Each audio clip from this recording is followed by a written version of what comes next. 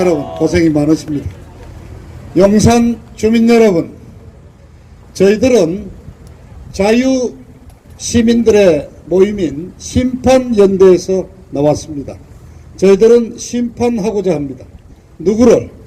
정치인들을 심판하고자 합니다. 특히 국회의원들을 심판해서 내년 21대 총선에서 선거혁명을 이루겠다는 그러한 의도를 갖고 심판연대를 만들었습니다. 오늘은 5번째 정치심판대회입니다. 용산 구민 여러분, 오늘 저희들이 이곳 효창공원 주변을 찾아온 것은 이 지역 출신 국회의원 진영이야말로 철새 정치인의 대표적인 작자라고 판단하기 때문입니다. 이른바 영혼이 없는 정치인, 바로 진영입니다. 신념도 없고 이념도 없는 정치인, 그게 바로 진영입니다. 그리고 인간적인 배신을 한 배신자가 바로 진영입니다. 혹시 이 연설을 듣고 계시는 우리 주민 여러분께서 왜 우리 지역 국회의원을 욕을 하냐고 말씀하실 수도 있겠죠. 제가 하나하나 설명을 해드리겠습니다. 그래서 과연 이 진영이를 여러분의 대표로 국회에 보내준 여러분들 과연 자랑스러운지 저는 감히 묻고자 합니다. 우선 저는 2004년 이른바 17대 4.15 총선거를 통해서 진영이와 같이 한나라당 국회의원으로 입성을 했습니다. 이렇게 얘기를 하다 보니까 고등학교 졸업 연도가 같습니다. 나이는 진영이가 저보다 한 살이 많았는데 저는 대구, 중구, 남구 출신 국회의원으로 들어왔고 진영이는 이곳 바로 용산에서 한나라당 국회의원에 당선돼서 들어왔습니다. 2004년 선거 굉장히 어려웠습니다. 알다시피 2월 달에 노무현 대통령을 당시 한나라당이 탄핵을 해가지고 그 탄핵의 역풍으로 우리 한나라당이 그냥 한 50석 정도 얻을 위기에 처한 상황에서 이른바 구원투수로 박근혜 의원이 임시 대표로 초대돼서 이른바 4.15 총선을 치렀죠. 그래서 그 당시 박근혜 대표가 전국을 다니면서 백석만 다오, 개헌 저지할 수 있는 백석만 주시면 정말 고맙겠다고 전국을 돌아다녔고요. 다행히 여러분들이 그 호소를 믿어주셔서 17대 4.15 총선에서 저희 한국 한나라당이 122석을 얻어서 이른바 성과를 거두고 박근혜 대표 시대 10년이 열리게 되는 겁니다. 당대표가 된 박근혜 대통령이 초대 비서실장으로 임명한 친구가 바로 이 지역 출신 국회의원 진영입니다. 근데 사실 박근혜 대통령과 진영은 아무런 연고가 없었습니다. 전혀 얼굴도 잘 몰랐을 겁니다. 왜냐하면은 이 진영이는 경기고등 나오고 서울법대 나오고 사법고시 합격하고 판사로 있다가 2002년 대통령 선거를 앞두고 당시 이회창 총재가 젊은 피로 발탁을 해서 특보를 시켜서 정치에 입문했었고 비록 대통령 선거엔 졌지만은 2004년 국회의원 선거에서 당선이 돼서 들어왔던 초선 의원입니다. 그런데 박근혜 대표는 진영이를 비서실장으로 임명을 했습니다. 물론 인품도 좋고 능력도 있고 그랬겠죠. 그러니까 지금까지 국회의원도 4번이나 해먹고 장관도 2번 해먹고 있겠죠. 그런데 솔직하게 말해서 진영이가 출신 지역이 전라북도 고창이라는 점이 많이 작용을 했을 겁니다. 우리 박근혜 대표는 그 당시만 해도 당내에 인사를 하더라도 자기 세력도 하나도 없었고 무슨 계보를 거느린 적도 없었고 동서화합을 위해서 전북 출신인 진영씨를 일면식도 없는 진영씨를 초대 비서실장으로 임명을 했습니다. 그 이후 대통령 당선되는 12년까지 진영이는 박근혜 대표의 겉으로 드러나지 않지만은 아주 가까운 척근으로 활동해 왔습니다. 그리고 여러분, 자 12년에 박근혜 대통령이 대통령 당선되고 바로 구성된 인수위원회의 부위원장으로 또 발탁이 됩니다. 부위원장이 무슨 일을 했습니까? 향후 박근혜 정부 5년간 이끌어갈 모든 정책 대안을 총괄해서 종합해서 정리하는 역할이 바로 진영이의 역할이었습니다. 그리고 진영이는 초대 내각의 보건복지부 장관으로 임명했습니다. 자, 인수위원회 부위원장으로서 진영이야말로 박근혜 대통령 정부의 정책을 총괄해서 정리한 바로 박근혜 정부가 해나갈 정책 완전히 집대성한 인물이 아닙니까? 기획하고 최측근 아닌가요? 그런데 여러분 아시죠? 그런 인물이 16년 총선에서 당을 바꿔 타고 갑니다. 여러분 만족하십니까? 영상구민 여러분. 2016년에 진영 장관이 당시에 기초연금을 잔입하는 문제를 놓고 대통령과 약간의 마찰을 빚었습니다. 당시 청와대에서는 기초연금을 국민연금에 합산을 해서 하는 것이 재원 마련에 더 유리하다고 판단을 했는데 진영이는 거기에 반대했죠. 장관이 대통령의 정책에 반대하는 것은 얼마든지 있을 수 있는 일이고 오히려 권장할 수 있는 일이죠. 대통령에게 정책을 건의할 때는 한 가지가 아니라 두 가지, 세 가지 복수의 의견을 제출하고 최종 결정하는 것은 바로 대통령이고, 그리고 대통령은 그러한 정책 결정에 따른 책임을 선거 때 표로서 심판을 받게 되는 것입니다. 그런데 당시 진영 장관은 자기의 건의가 수용되지 않았다는 이유로 장관직 사표를 던지고 나옵니다. 뭐 그것도 그럴 수 있습니다. 자기와 뜻이 다를 때는 장관은 비서니까, 대통령의 비서니까, 대통령의 뜻이 다를 때는 비서는 물러날 수밖에 없죠. 그런데 거기까지는 좋은 겁니다. 충분히 인정할 수 있습니다. 그런데 2016년 2월 달에 공천이 안 될 것 같으니까 그냥 막판에 탈당해가지고 아니 더불어민주당으로 가는 겁니다. 아 이게 그냥 말이 됩니까? 그러면 국회의원은 왜 한 겁니까? 그냥 이 친구는 빠지달라고 한 거 아닙니까?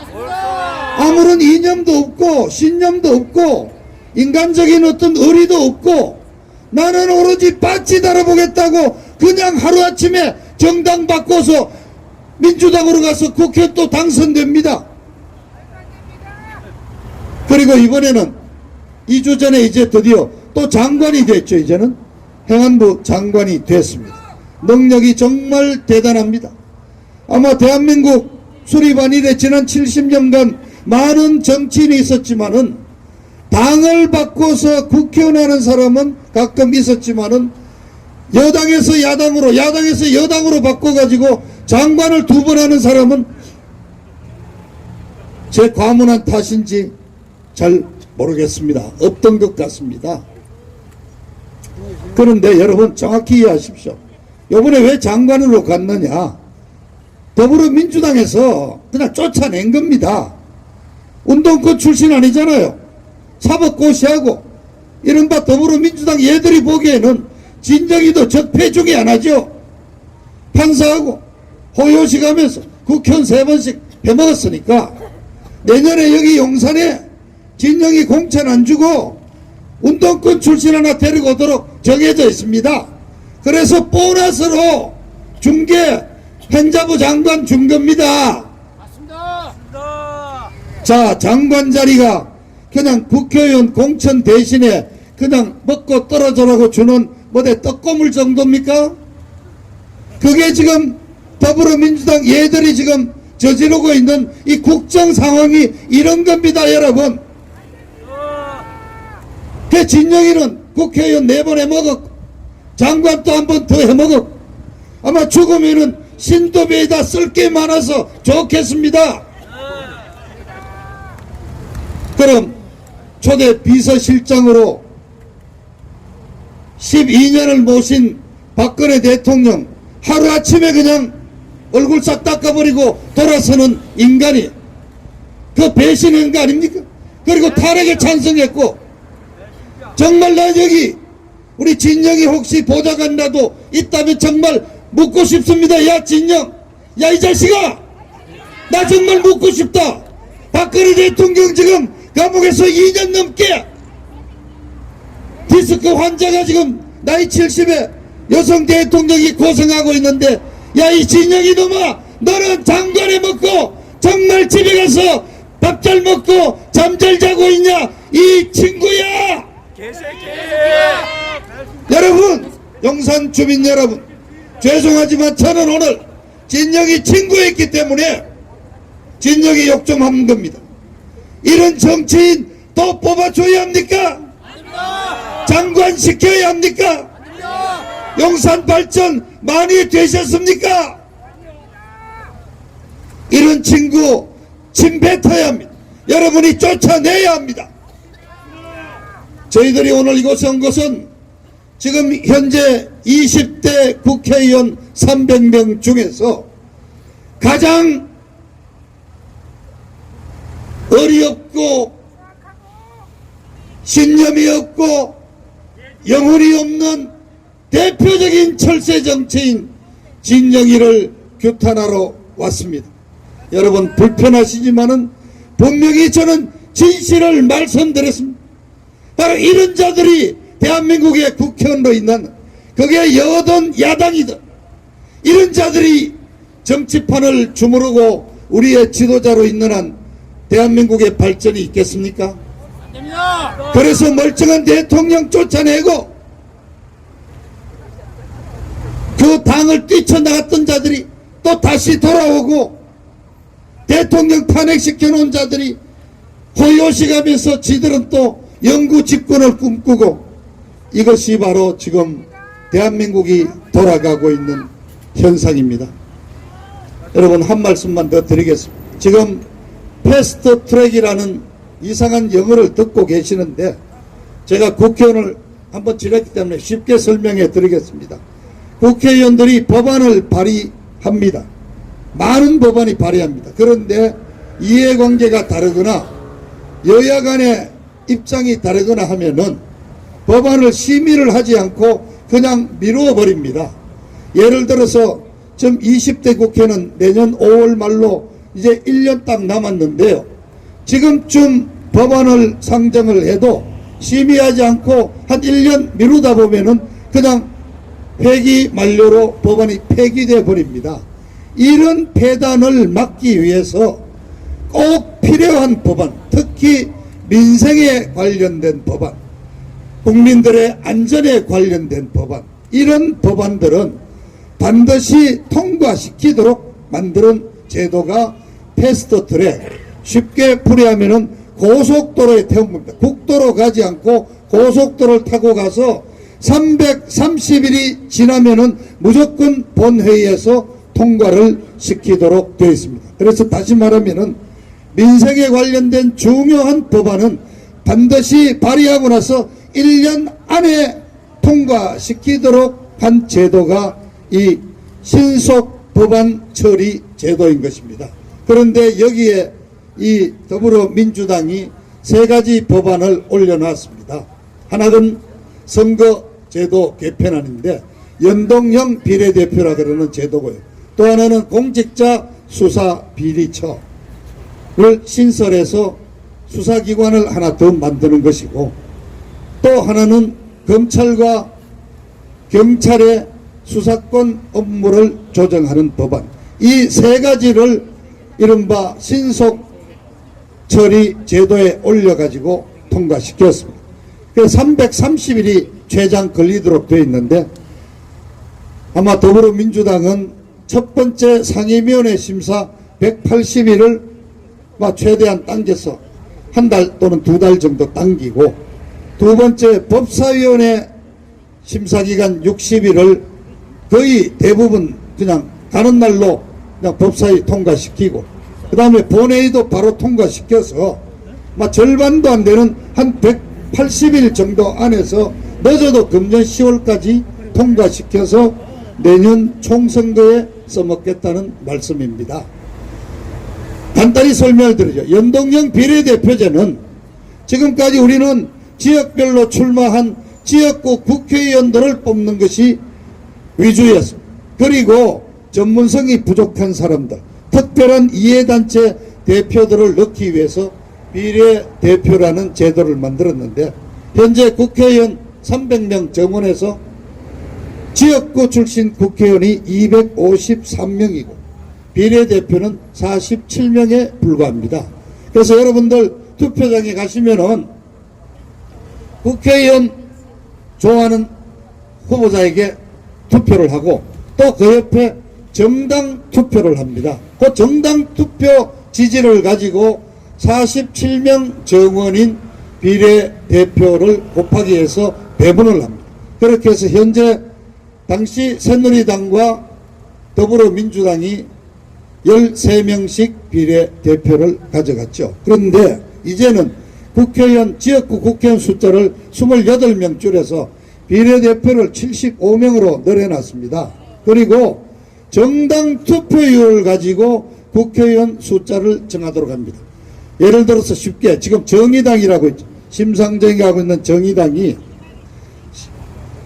16년 20대 총선 때 7.6%의 득표를 했습니다. 그러면은 300명 곱하기 7.6% 하면은 바로 23명이 나오게 됩니다. 그래서 정의당이 갖고 가는 의석을 23명을 목표로 정하고, 정의당이 지역에서 2명이 됐거든요. 그 2명 빼면 21명.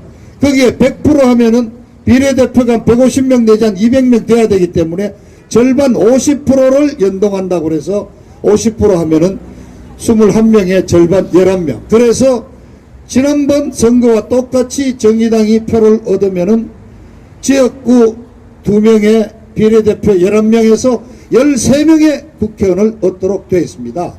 바로 지금 더불어민주당이 올려놓은 연동형 비례대표 제도가 그대로 채택이 된다면은 군소정당들이 약진을 하게 됩니다. 정의당은 지금 현재 10% 내외의 지지율을 얻고 있습니다. 그래서 10%로 계산을 하면은 정의당이 아마 21~22명 정도의 국회의원을 갖게 될 겁니다. 그래서 바로 교섭단체가 됩니다. 이번 이 선거제도 개편은 정의당, 민주평화당, 바른미래당 이러한 군소정당들이 정당 투표율로 많은 의석을 얻도록 해서 교섭단체를 만들어 주겠다는 발상입니다. 가장 손해를 보는 것이 누구냐? 바로 자유한국당입니다. 자유한국당은 호남에서 정당 득표율 3%밖에 못 얻지 않습니까? 근데 더불어민주당은 영남 지역에서도 20% 내지 30%의 정당 득표를 얻습니다. 그래서 결론을 간단히 말씀드리면은 더불어민주당이 현재 의석 100한 20~30석 얻고, 정의당, 바른미래당, 민주평화당 이런 정당들 20석씩 얻도록 만들어주면은 200석 차지하게 되는 겁니다.